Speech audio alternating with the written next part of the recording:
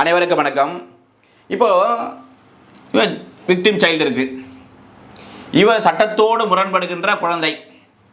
இவ்வாறாக இருக்கின்ற போது இவர்கள் என்ன பண்ணுவாங்க, மெக்கானிக்கல் என்ன பண்ணுவாங்க, எப்போ அது குழந்தைப்பா இது வந்து நம்ம ஹோமுக்கு அனுப்பிடுங்கன்னுவாங்க. இவன் என்ன பண்ணுவான், அப்படியா இவனுக்கு வந்து என்ன பண்ணுவாங்க, ஜேஜே போர்டுக்கு அனுப்பிடுன்னு சொல்லி மெக்கானிக் சொல்கிறாங்களே, அவ்வாறு அனுப்புதல் கூடாது.